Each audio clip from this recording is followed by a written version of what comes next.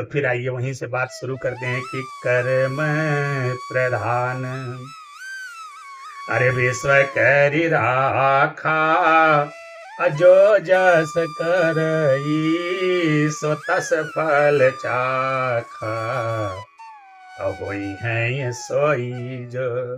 अरे राम रे चिराघा, अको करि तर्क रवै शाखा। और फिर इन्होंने कहा, संस्कृत में कहा गया कि बुद्धिमेन ही सिद्ध्यन्ति कार्याणि न मनोरथै, अनहि सुप्तस्य सिंहस्य अप्रविशन्ति मुखे मृगा। फिर श्रीमद् भागवत गीता में कहा गया कि कर्मणेवाधिकारस्ते मा फलेषु कदाचन।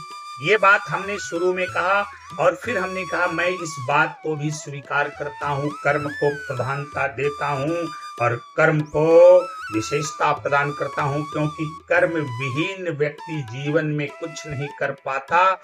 लेकिन कर्म का उद्देश्य कौन तय करेगा, उसकी दिशा दशा कौन तय करेगा?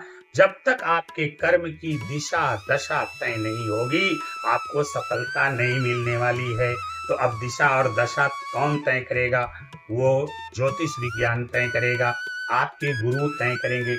इसीलिए अंत में मैं एक बात कह करके आपसे विदा लूंगा। कबीरदास जी कहते हैं कि सतगुरु की महिमा अनंत। मतलब वो कह रहे कि मैं दुनिया में भटक रहा था, मैं संसार में भटक रहा था, मैं बड़ा ही कर्मठी व्यक्ति था, लेकिन उसके बावजूद भी मैं भटक रहा था। लेकिन सतगुरु ने हमारे ऊपर कृपा किया। क्या किया? कि सतगुरु की महिमा अनंत, अनंत किया उपगार, अलोचन अनंत उघाड़िया, अनंत दिखावड़ हार। उन्होंने कहा कि जब मैं सतगुरु की शरण में आया, तब उन्होंने मुझे दिव्य ज्ञान कराया कि आपको किस मार्ग पर चलना। जब तक सही मार्ग का निर्धारण नहीं होगा, तब तक आपका कल्याण नहीं होगा। प्रिय मित्रों, तो आप सभी लोग अल्पज्ञता, अनभिज्ञता, दुराग्रह, पूर्वाग्रह या किसी दुर्भावना के फेरे में पड़ करके अपने भारतीय ऋषियों महर्षियों द्वारा निर्मित ज्योतिष विज्ञान को एक साधारण विज्ञान समझने की भूल ना करें। आप सभी लोग इसकी शरण में अवश्य आएं। आप देखेंगे आपका जीवन चमत्कारिक रूप से बदलेगा, आपके जीवन में सुख, समृद्धि, खुशहाली आएगी, सफलता का मार्ग प्रशस्त होगा।